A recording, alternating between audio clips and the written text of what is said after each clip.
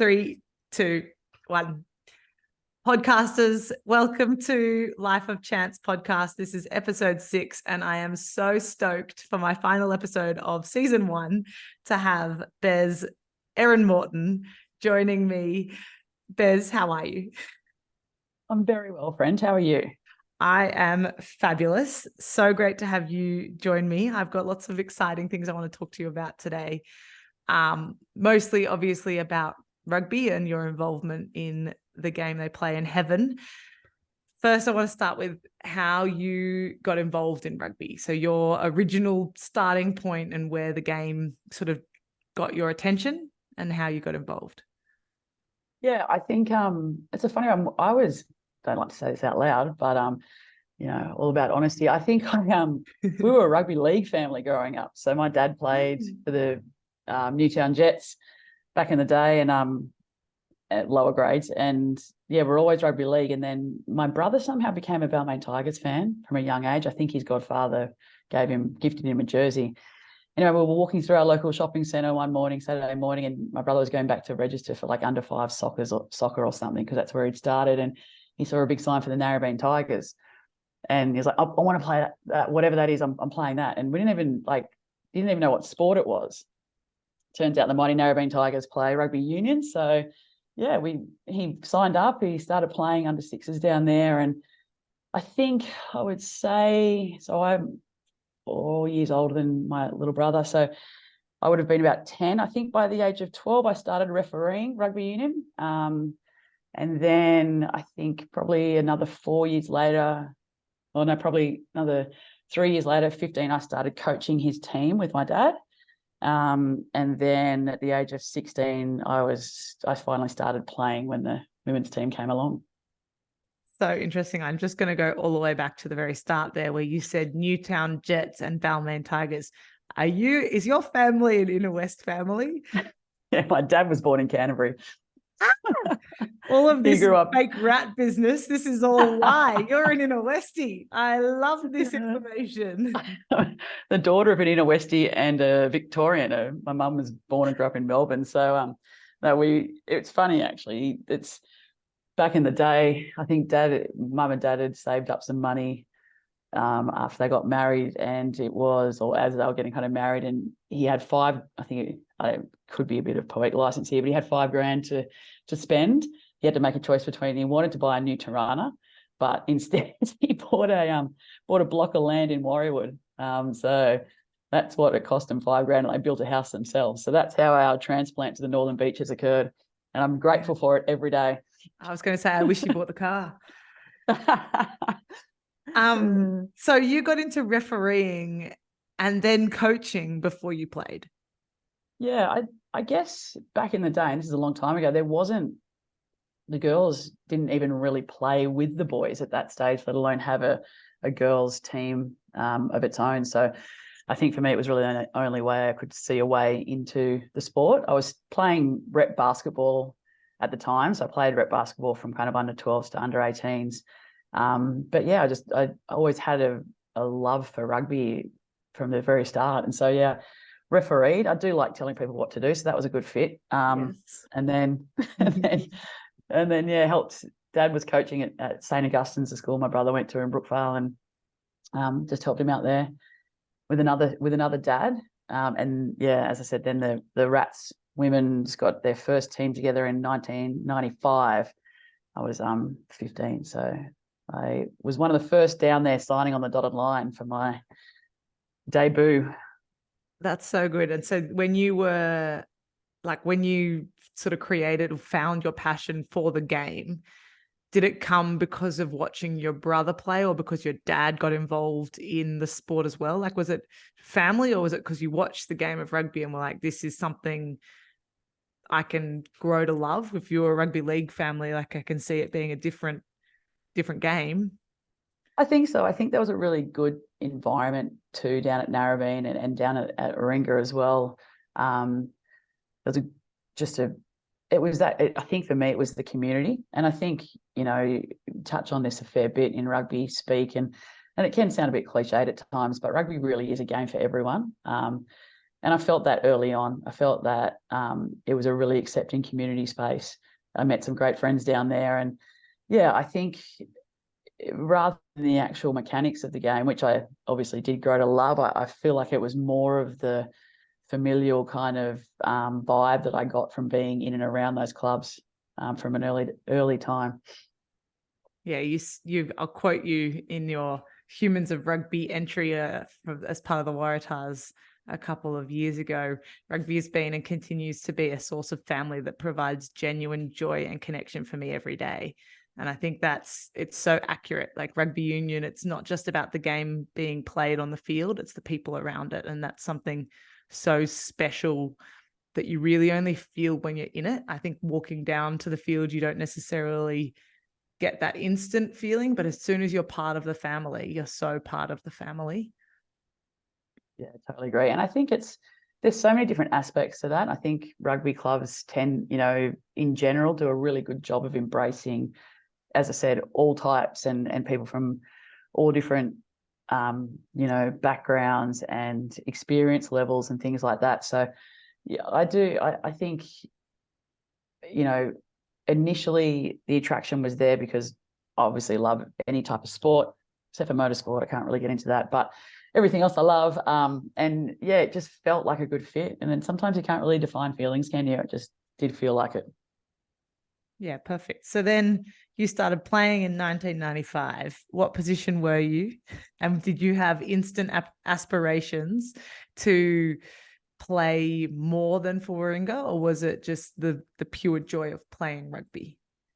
Yeah, look, I think I started in the second row. I started at lock. I Being a hadn't really, basketballer? I was 16 years old. I hadn't really embraced beer yet. So I was probably a bit leaner than I became. And I only spent, I think, 1 or 2 years at lock, to be honest, before I moved forward to tight head, which is where I spent most of my career. But I think aspiration-wise, I did hold aspirations early. I played that first season. We were coached by the great Noddy Sawtell, who was a legend down at Rat Park, and just a really good man. He and his wife, Robin Tarrant, were the ones driving force behind it and bringing the team together.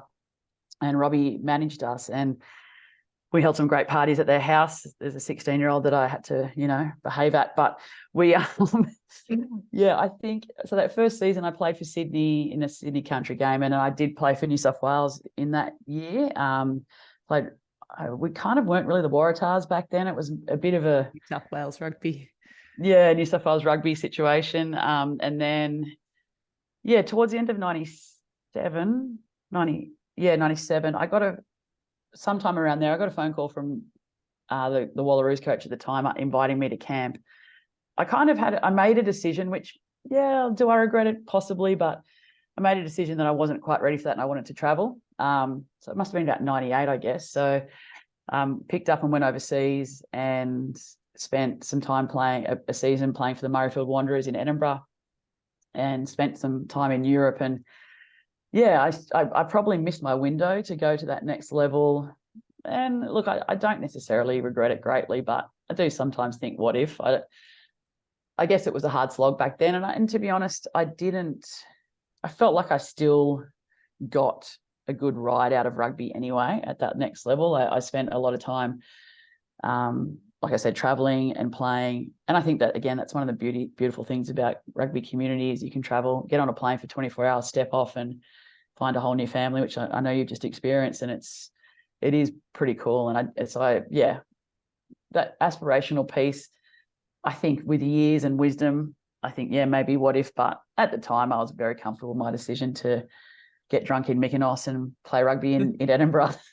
Well, it sounds rather than do a beep test. Yeah, sounds like a fair trade. And that is, I guess, the beauty of rugby is that even if you're not playing internationally for your country, there is still so much scope to go and play it overseas, which is still international rugby. So you're still getting those connections, you're still having those life experiences, and the ability to be able to find, as you said, a family away from your family through rugby is like I'm sure it happens in other sports, but you just don't hear people talk as fondly about their new family as you do from a rugby perspective. Everyone that goes overseas and plays somewhere else finds people just like the people that they love back home. And I think that's just such a unique part of the game that we play. I totally agree. Speaking of good memories, what is the best junior Bez playing memory that you have? Like a good experience? It's a tough one, mainly because I'm old and I've got a terrible memory, but I do remember, it must have been probably season 1 or season 2. So back 95 or 96, playing on the main field at Rat Park. I'm assuming it was after first grade, so probably kind of 4:30 run on or 4:45 run on the field. And I think it was probably one of our first games on that stage, and we're playing East, I think, and there was a tap taken, and I just lined a girl up and just made one of those perfectly timed dominant tackles that unfortunately the opposition player didn't get up from. And I heard the crowd, I guess. It was probably the strangest thing that's ever happened to me. I was probably a lot of drunk people on the hill mainly, but that sticks in my head. I think also my mum does tell a story about how she was sitting in the grandstand, and one of her friends yelled from a few rows away, "Was that your little princess, Mandy?" So I kind of, mum likes to tell that story a bit, but I think that was early days. Making that kind of physical contact is something empowering about that for sure, and doing it in front of your friends and family and stuff. For some reason that did stick out. It's probably mainly because Mandy retells that story, I guess. Love that. And where did Bez actually come from?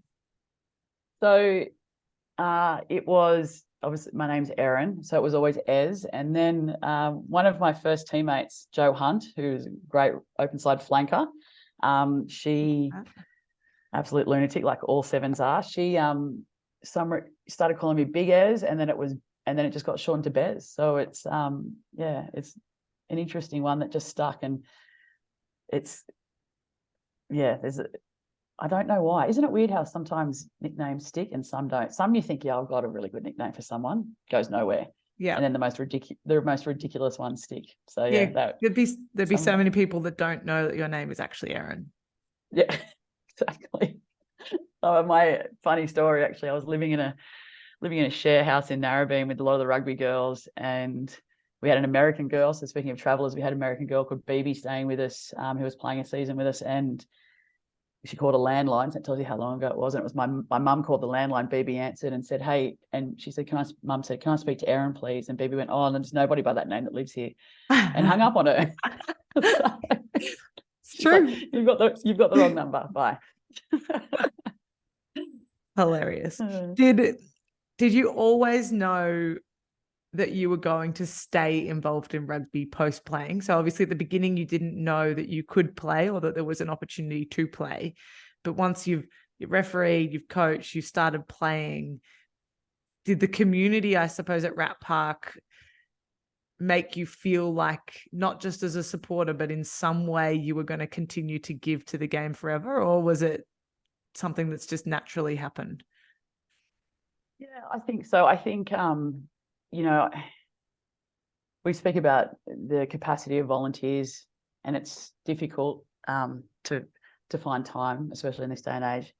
And I think I was very lucky and fortunate back in the day to have amazing people in my life like Noddy Sawtell and Robbie Tarrant and so many other early influences that really helped shape who I was as a person. And it gave me an opportunity to be, my authentic self and actually find who I was as well back in, those early formative years. And that community did give me the support to be who I am. And so when my playing career did come to a halt, probably out of necessity in part, but also out of desire, we needed a coach at the Rats, and we were looking for someone to fill those roles. So there was that necessity there, but if I look back on my why in this kind of space, it's because I had such an amazing group of women and men around me through those years that were given to me by rugby, like some of my best friends in the whole world. I just want to my main desire is to make sure that that is there for the next generation and for those that come after, and that if I can give a handful of girls the same kind of experience that I had, or help facilitate having that growth experience that I had, then yeah, that's definitely why I volunteer and why I do what I do, because yeah, it just meant so much to me, like having some really strong women in when I was young just really helped me be who I am. So I guess I'm just trying to replicate my growth journey for others if they need it. I think you definitely are. There are so many people that are so influenced by you and know how much you give. And I hope that others see the same as I do, that there is going to be a need to fill those big shoes in some way, shape or form down the track. So yeah, definitely. It's definitely not going unnoticed the work you're doing.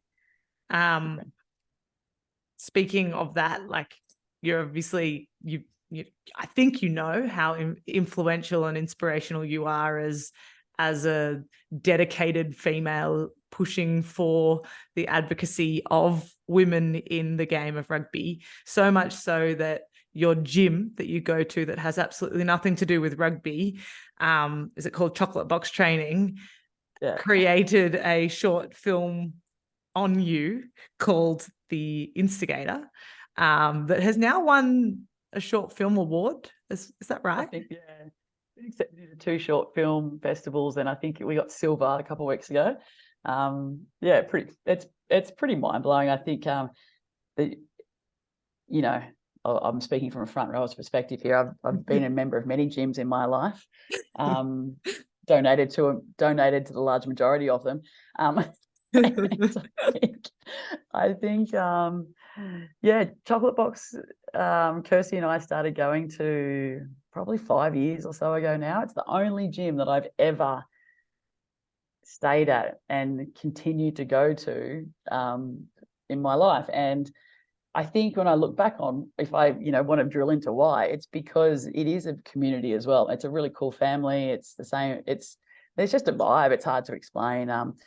But yeah, they've got linked to it. They have a production company called Charlie Bucket, which is really cool. But they do these little films on some of the clients, gym people, and yeah, I had a few of the crew follow me around, and it was pretty wild. It was a really fun time, and to sit and watch. Yeah, to sit and watch it back. It was bit of colourful language in there, but no, it was really humbling. It was a cool thing to do, to be a part of, and to see. I guess there was a few other people that were featured in that during that year as well, and to watch everyone's story, it's great. It makes you realise that we've all got our own stories, and everyone's kind of living their best life as much as they can. It was a good time.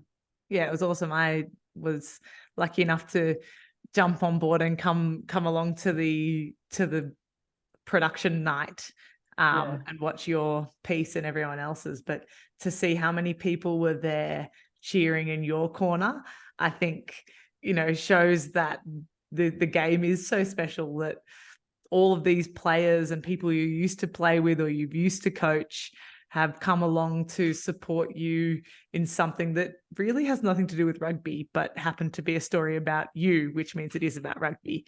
I think that's it was pretty special. And I actually have to say, I rewatched it on YouTube in my preparation for today. And yeah, it was just such a warm piece of production, because it so eloquently captures you.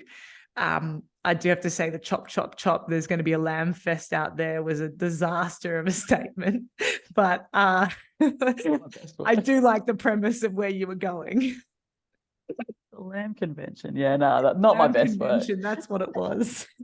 Not my best work. Yeah, it was a super humbling little reflection. And it's funny, I know we'll get there, but talking to Chloe recently about where we are with TFAP at the moment, I mentioned that to her. I said, we almost need to schedule once a month some reflection time about how far you've come and what you've achieved and all that kind of stuff, because it is easy to lose sight of that sometimes. It's easy to become disillusioned with the to-do list rather than understanding and appreciating the I've done it list. Yeah. So I think, that little piece from Chocky Box was a really nice moment. Embarrassing, slightly, humbling, absolutely, but a really nice moment to take some time to reflect, even though I do have bad jokes. You're so right, though, in terms of the reflection piece, particularly, I think when you're on a mission of fighting something that's so big, being, female inequality in sport, full stop. What a huge mission to tackle, that actually sometimes the small wins go missing in your mind because you're fighting for that huge equality piece sort of globally, that when you look back, you can see how much change is actually occurring, and that you have some participation to do with that. And I use that as both a women's rugby perspective, but also you've nicely taken us to the Female Athlete Project and what Chloe and yourself are doing in that space in the TFAP world. Talk me through your involvement with the Female Athlete Project. Obviously Chloe's a great friend of yours and someone that you've coached and been involved in with Warringah Rugby and the family connection there. But firstly, how did it come about and your involvement in it? Yeah, I think so we're very close to 3 years, our 3-year anniversary, which is crazy. It seems like just yesterday. But I think the idea came from Chloe and the Dalton family. Predominantly Michael, her older brother, is the ideas man. He's got a lot of great ideas, does Michael. But they were kind of sitting around thinking about, during COVID, thinking about ways to leverage, I guess, everyone's time in front of a screen, but also just women's sport and the movement. And I guess leverage can be seen as a bit of a, not a negative word, but a way trying to make something out of something. But I think it was the initial premise, and it still is to this day, is to give female athletes the exposure and the opportunities that they just don't get. That it's just so disparate. The disparity between the opportunity that is given to female athletes and male athletes is so stark. And this was really just our way to shine a light on young girls and women that are playing sport. It all kind of happened through COVID. There was, lockdown, all that kind of fun stuff. Chloe and I both lived in the northern beaches, so we shared the same lockdowns, which were a bit longer than some other Sydneys, but it wasn't that bad because we didn't live in Melbourne. And it just really grew from there. It was a pretty small little social media space to begin with. We started interviewing athletes and doing a weekly podcast, delved into some merch, and it's just really exploded in probably the last 12 months. It's really taken off. I mean, there was some really good traction early days, but there's so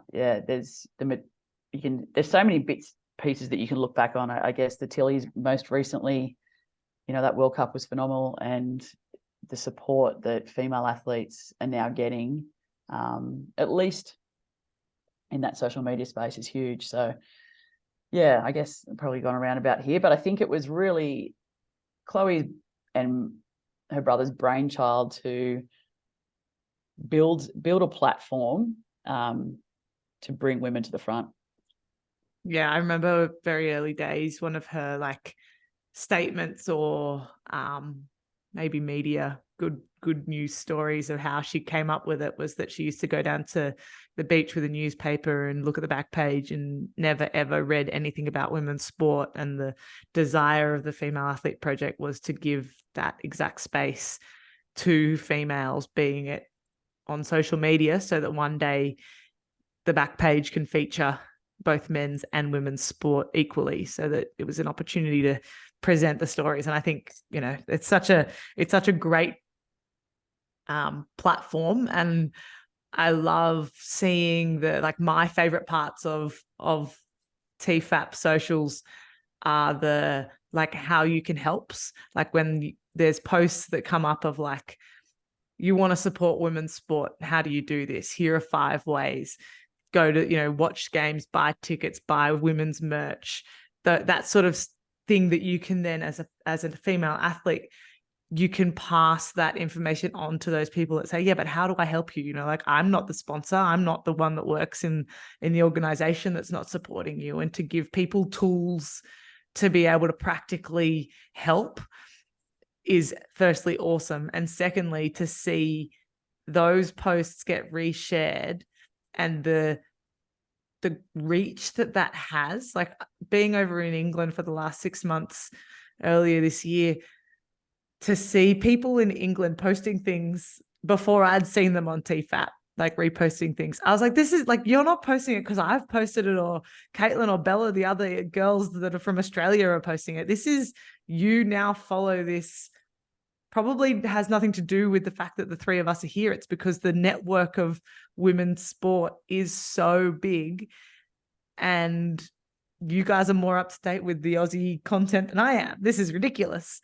But seeing that growth and the connection over there as well is just, it's so exciting. And I think it's been something that's been so needed. So it's so great to see Chloe and the team behind Chloe pushing that so well. Yeah, it's crazy. I think one of our kind of crazy wow moments is when you see people wearing our merch in public that you don't know. You're like, oh, I know that person, or so that she plays AFL or whatever it might be. When you see a complete random stranger wearing some TFAP merch, you're like, wow, that's crazy. Yeah. Yeah, it's actually out there. It's cool. So you are heavily involved in the Wrap, which is the weekly news bulletin, I suppose, of podcast world. Very current information, what's just happened in sport over the last week, and then what you should be watching and where you should be watching it from a female perspective. What is other than being a co-host of the Wrap, what is your direct involvement with that? What does the production of that every week require from you? Yeah, it's production-wise, that's all producer Bailey. He's great, as in he does all the technical stuff. I do all the research and obviously record with Chloe. So the research really entails me being prepared, hopefully, doing a little bit during the week when I see things come up, but that never happens. And I usually leave it to about 6:30 on Sunday night when I'm sitting there thinking, oh God, I've got to do the research. So we record on Monday mornings, and yeah, it's it's a lot of it is it's not a tough thing to do. I read about women's sport all the time anyway. I'm watching it, I'm consuming it, so it's more about regurgitating it in a way that Chloe and I can talk about it. So yeah, that kind of research process can take me anywhere between 2 and 4 hours, depending on how hungover I am and how many times I have to rewrite my ridiculous words. But yeah, so we do that. I do that on a Sunday night. We get together on Monday at some point, usually before lunch, and record. So that's kind of, the Wrap in a nutshell. It's a fun product. It's something that we are still kind of always working on ways of diversifying. But I think it's really important to have, like you said, that somewhere that you can just, for half an hour on a Tuesday morning, whack it on the way to work and listen to stuff that you might have missed. And, we try and discuss. We have a kind of a around the grounds newsy section, and we do a key story where we try to just, bring in some discussion around some of the bigger, chunkier pieces of news that have occurred. And they're probably my favorite parts. I think we sometimes get a bit lost in those, the 2 of us chatting away, but that's the good bit. So no, it's a great little product, and it's something that is growing. It's, podcasts, like you yourself, do take a lot of time, but I think, and you'll find this, once you do more, you get into a routine. It's not too bad. How are you going with that? Yeah, it's the routine is okay. I'm just so conscious that at the moment my listeners are my support network. hard, isn't And it? it's And it, working out how to, without wanting to market, it's working out how to attract an audience or work out who your audience actually is if it's not just your friends and family, but how to talk to them or what they actually want to hear. That's what I'm sort of delving into at the moment, and my reflection will be after the end of this episode and when it's finally released, working out what people listen to, what do they want to hear, without going out and putting a survey, because honestly, no one wants to answer that. No. And it's interesting too. I think that our listening habits changed. Again, like we talk about COVID, people's routines have changed so much since before that time. I used to routinely, get public transport or driving to work, listening to podcasts and all that. That routine has really shifted. So I think that that's like part of it. I think that once we get back into a routine, that podcast space will take off again, because it did change a lot during that period. So anyway, if everyone's listening right now, like, subscribe, and share with your friends, both this podcast and the wrap. Thank you. Interestingly, after every rugby related podcast that I listen to, including Life of Chance podcast, the next episode that comes up for me is always the wrap, whether it's locked in or not. Don't know whether you guys have worked out a really good algorithm, but every podcast that I listen to that's sport related, the next one that comes up is the wrap. So something's working. Good. So if I continue on this podcast conversation, TFAP conversation, correct me if I'm wrong, your work with TFAP is all volunteer? You are wrong at this stage. Well, look, no, it is still volunteer, but it's my choice alone. And Chloe and I we agree on most things. This is probably the only thing that we disagree on, is she is adamant that I take a salary, and I refuse to. So at this stage, it's a volunteer by choice. And look, in, I guess, my defense, I just think that the work we're doing is so important that I want that capital. I want any money that we attract through commercial partnerships and merchandise and things like that to be put back into the business at this stage. So yeah, it is.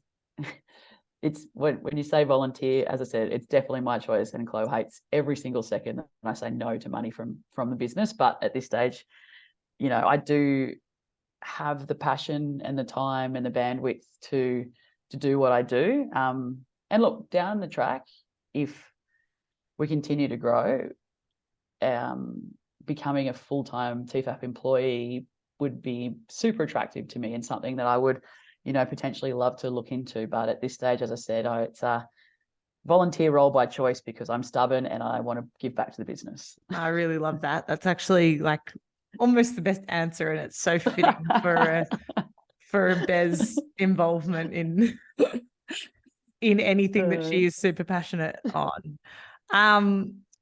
That can lead me into the cliche question that everyone's been waiting for.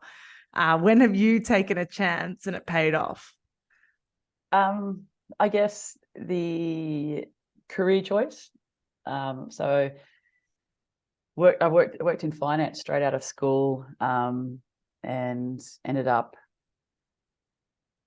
going pretty well in finance. I was working for HSBC. I think the best thing that came out of my finance career was I met my beautiful wife, Kirsty, when I was working at HSBC. And she has enabled me to continue to take chances. So she's still working at HSBC, bless her, after I think she's getting up to 18 years of service. That's some commitment there. But yeah, so I was working at HSBC, earning a pretty decent coin.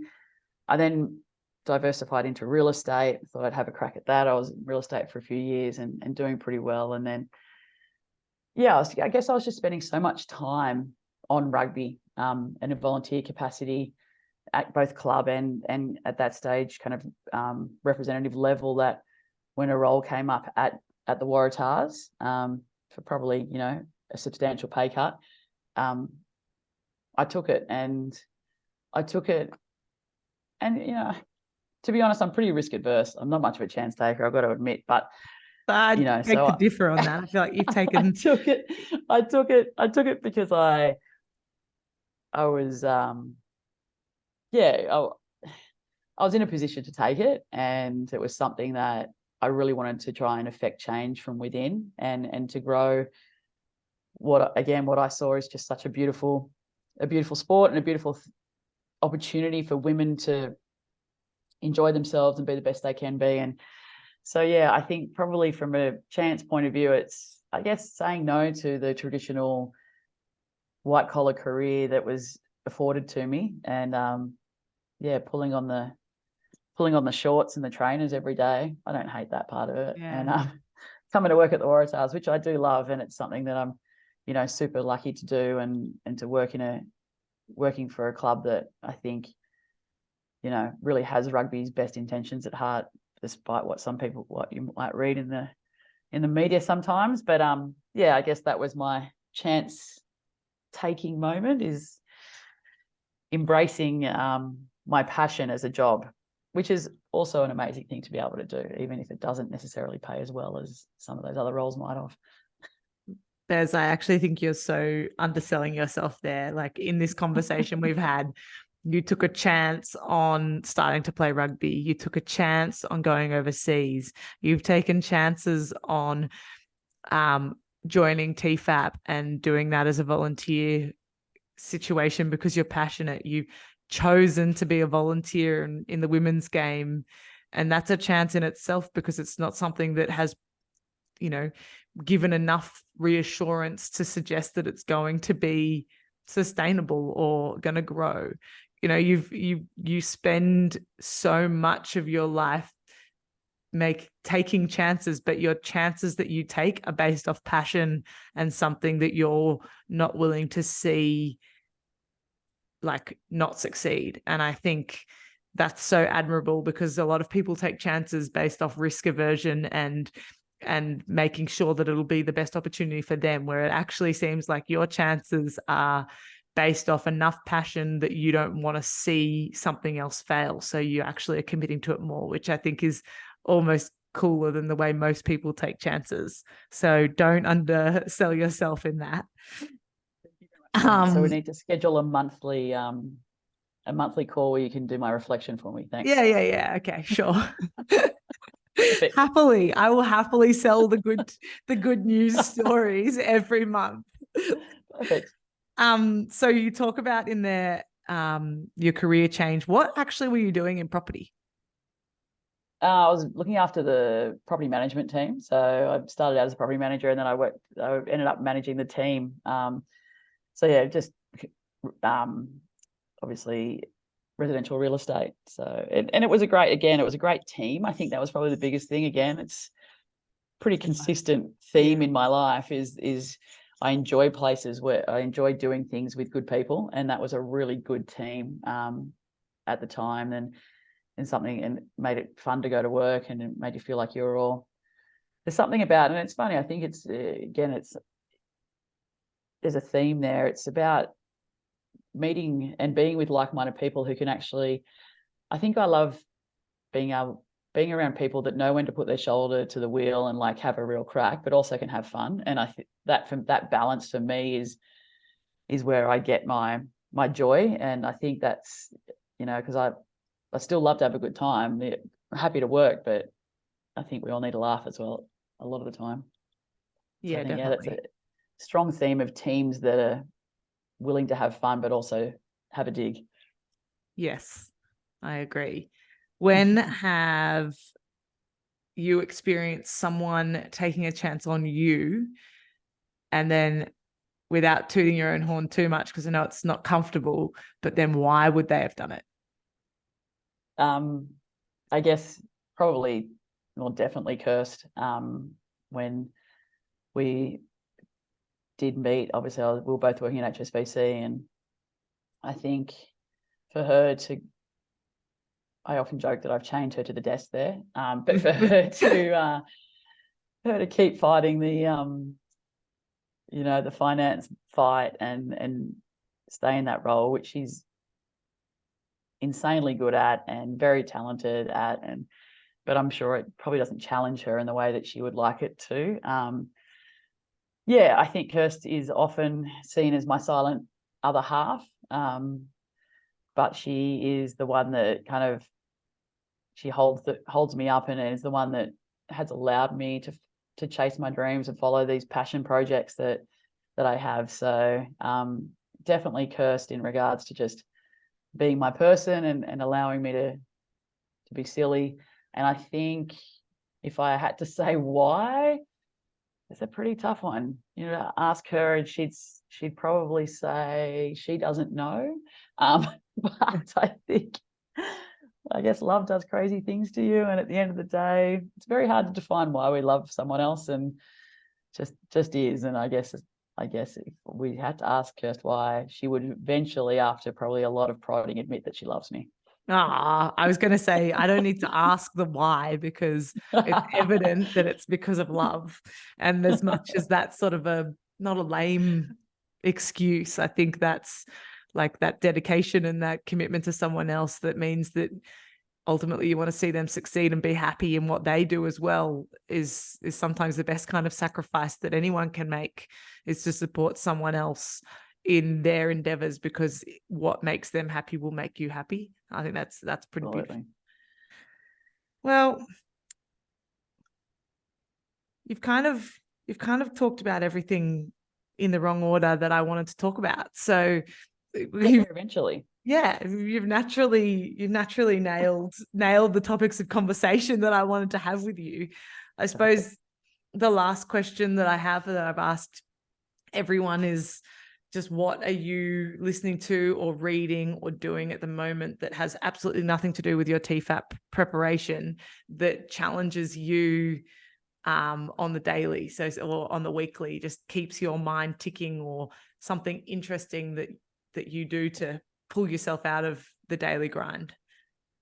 I think, and I'm sure a lot of people feel this way, I would love to read more than I do. And it's funny because it's one of those things that when you do sit down and do it, or just put some time aside to pick up a book, it does make you feel so much better. And so, I definitely need to do it more. I have just finished a book, which I'm congratulations. Not long last week. I know. Yeah, I was really proud of myself. How long were you reading it for? Is that the wrong question? I'd say a solid 6 weeks. And it's not a massive book, Yeah. which is ironic because my wife is a voracious reader.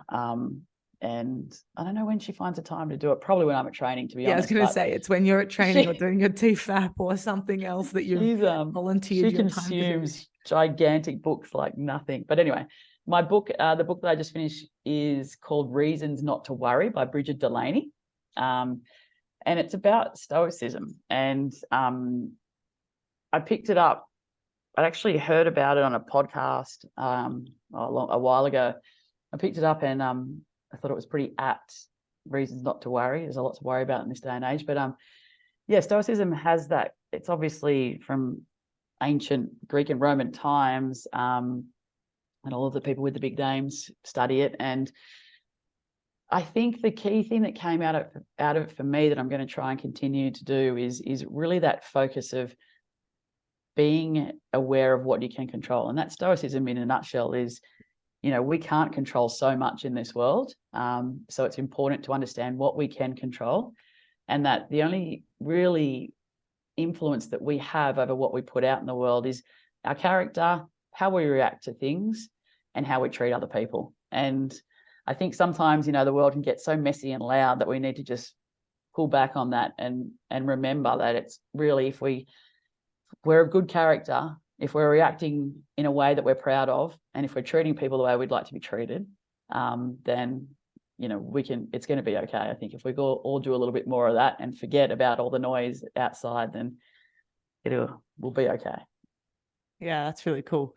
I never would think, if you said someone was stoic, that's kind of the definition behind it. Like I always think more of like a strong, like stoicism is like the forward front position of someone, but there's definitely elements of that in it. Obviously I'm an expert after reading one book, but there's elements of that. They speak about, you know, fatalism's the wrong word, but there's an element of that kind of just accepting that we're born and we will die, and that, you know, the in between is what we have control over.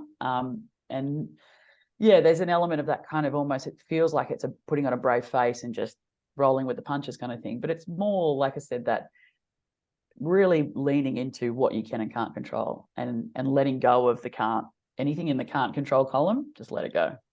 It's also like the beauty of that. It all comes down to the character that you are, and the way you make people feel. And I think that's so important in everything we do, because you walk away from someone or an interaction in any environment, and someone still makes you feel good, whether it be like warm about yourself, or you just know that you've had a really good interaction with a good character. You always walk away wanting to go back or be more open to those conversations. So invaluable little nugget at the end there, Bez. Love a nugget. I love a nugget. All right. Thank you so much, Bez. Today has been brilliant. I really appreciate your time, and I hope that we can actually physically see each other soon. Soon, Brendan, and it'll be all we see. But also I want to say thank you to you too, Chance, for taking a chance on this, and yeah, really talking to some cool people, and me included. No, jokes. But yeah, just you know, stepping outside of your comfort zone. I think it's really cool. I'm really proud of you. Thank you.